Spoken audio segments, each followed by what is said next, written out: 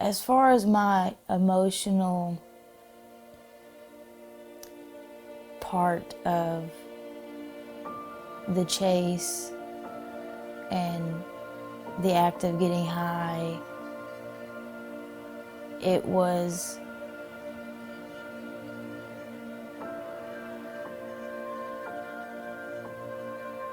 extremely degrading. It really took a toll on my self-worth because I found myself doing things that I never thought I would to get high. Once you reach a point like that, you know, you feel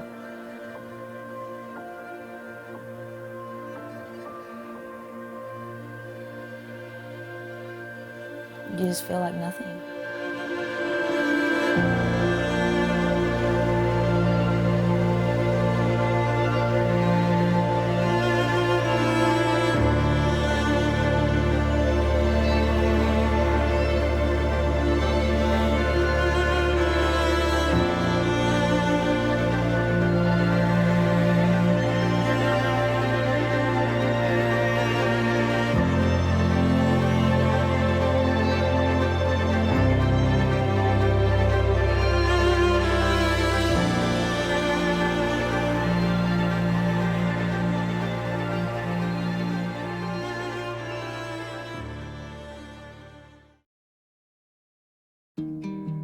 My name is Dara Wright, and I am sober, and I have been sober for over 18 months.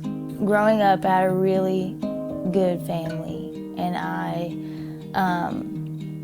was involved in a lot. I was taught about work ethic and achievement and making sure that we were being the best that we could be. And so all through high school, I made sure I had a 4.0, and I made sure that I was involved in athletic activities and clubs, and I was making sure that I was setting myself up to be the best person that I could be. And then when I got to college, I didn't really have those expectations anymore. I think with that came this freedom that I felt like I didn't have before. I was by myself often because I'm introverted, and all I was doing was going to classes and going back to my room and studying, going to classes and going back to my room and studying. And I didn't want to go out and find friends because that's just not who I was. And then eventually, these people in my class invited me to hang out with them one night. I jumped at that opportunity because they reached out to me, and I wanted to be a part of something. They were drinking and they were smoking weed, and you know, they wanted me to partake in that with them, and I did.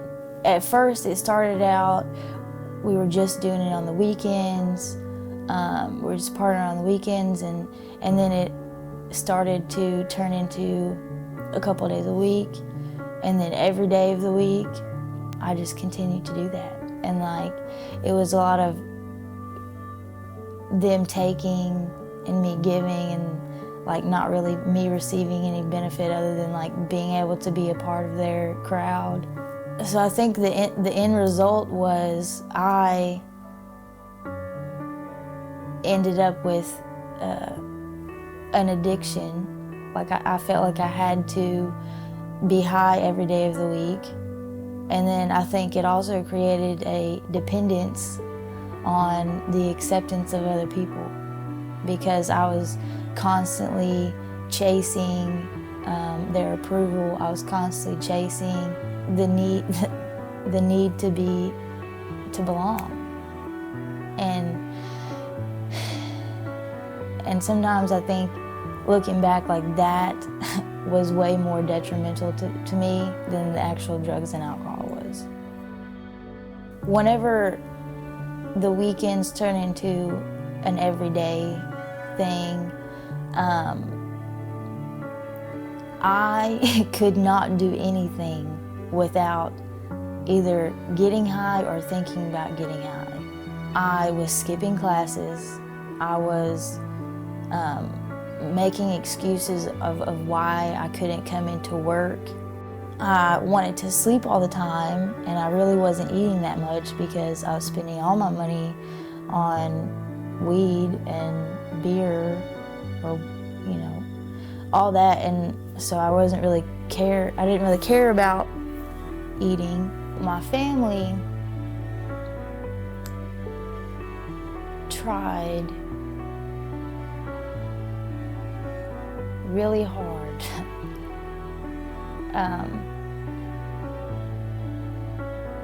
to help me out.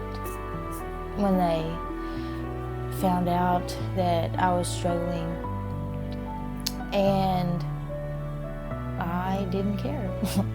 There would be some days I would wake up and I would feel completely alone, and that's because the reality was that I was, because I was slowly starting to destroy the relationships with everyone, even myself, and that was heavy.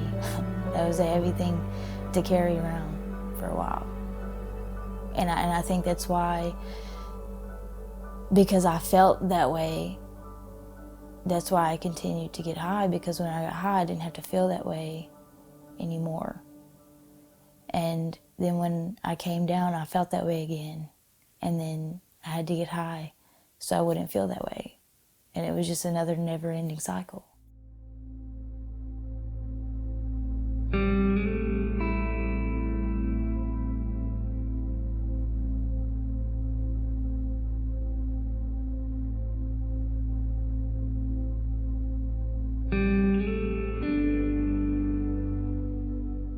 We did some research about where I would be going, and when I read that it was a 6 to 9 month program, I was not happy.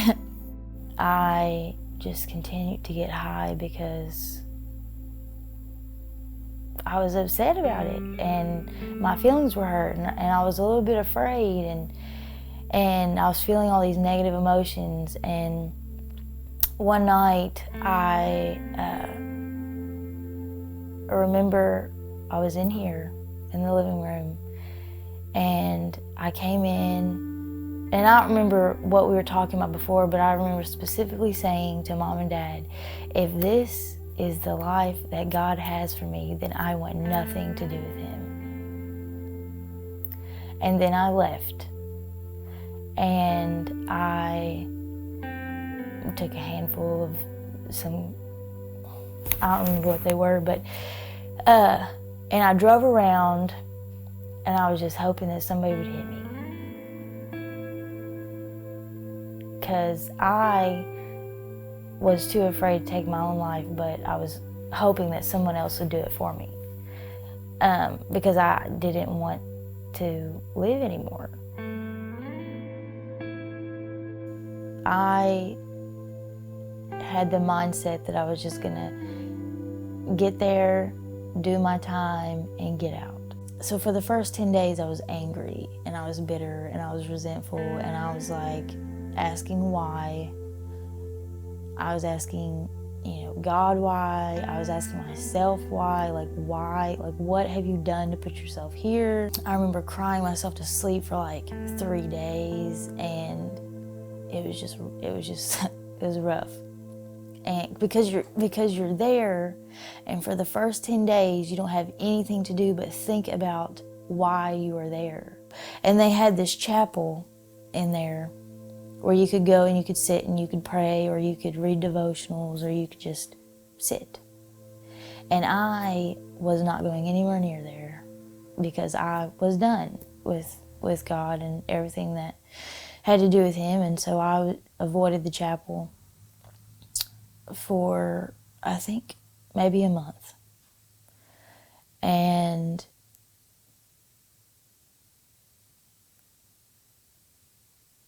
something inside me just said, just go sit in there. Just go sitting there, and so I did. And I remember I sat down and I said, God, just show me something. Like, show me why I'm here, show me what you want me to figure out, or, whatever, just show me something. And I picked up this devotional and I opened it up. And the first thing that I saw was, you are redeemed. And that was it. That was a pivotal moment for me when I was in rehab, because that was the moment that I realized that I needed to be there, and I needed to be saved from where I was going and who I was and the choices that I was making. And that's when I realized that this was a second chance for me. In a weird way, like, I would ask him to use me there for him. And like, I could see him doing that. I could see him working in my life and my friends' lives, the people I became friends with in rehab, I could see him working in their lives as well. And I think that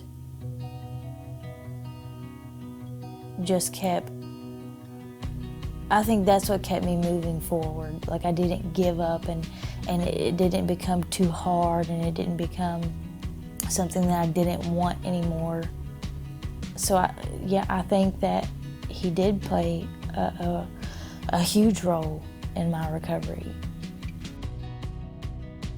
The temporary contentment of the high that I was chasing is nothing compared to the peace that I have now. And I think that's because the peace that I have now is constant, and the high never was. When you're chasing a high,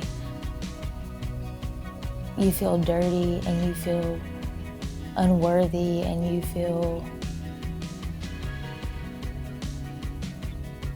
feel just disgusting, and then you feel okay for a minute. I feel okay all the time now. I think in the grand scheme of things, love is all I wanted. I wanted to be loved by my parents. I wanted to be loved by my friends. I wanted to be loved by a man.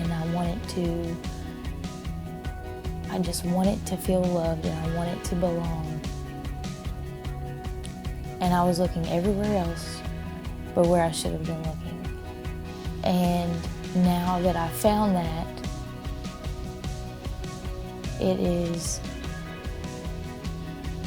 it's undescribable. The comfort and the contentment and the fullness and the joy that I feel now. The only difference between then and now is my relationship with God. I was once afraid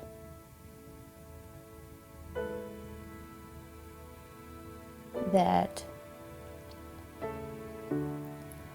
I was never going to escape the life that I was living. And I hated that, and that felt heavy. The people that I went to rehab with, they all felt the same way. They all felt like, they were never going to stop doing drugs, and they were never going to be sober, and they were never going to heal, and they were never going to love who they were, and they were never going to forgive themselves for what they did in the past, and they were never going to make amends, and they were never going to get...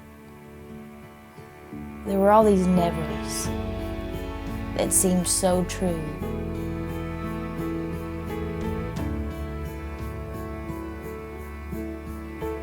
Because when you're at rock bottom, it's hard to see a way out. I just think it's normal to feel that way, because I have felt that way, and many other people who struggle with addiction have felt that way.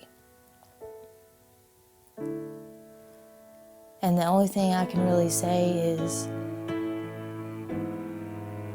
that that's not the truth.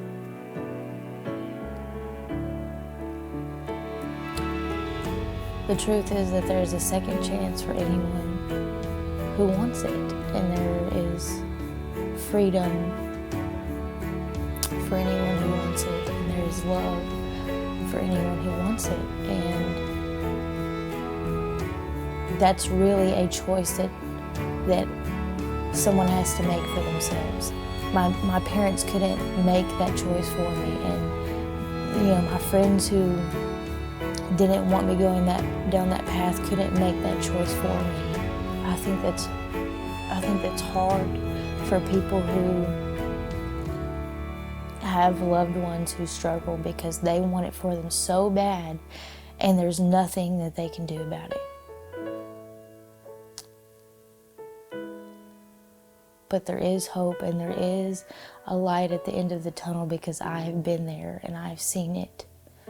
And I never want a person who is in the place that I was at to feel like never is their truth.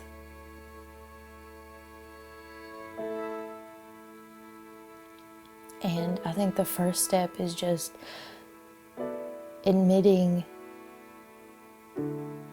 that you need help, and admitting that you're broken, and that there are some things that are beyond your ability to stop. Like, I couldn't do it myself. No matter how bad I wanted to save myself, I couldn't. And I think asking for help, or seeking out help, or just being willing to receive help is one of the strongest things you can do. I wanted love the whole time. That's what I wanted. And to think that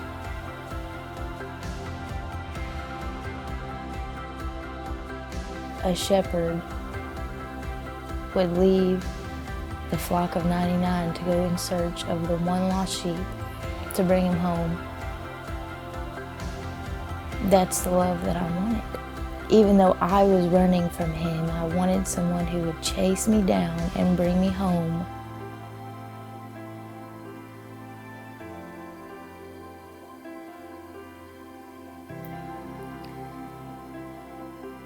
And that's exactly what happened.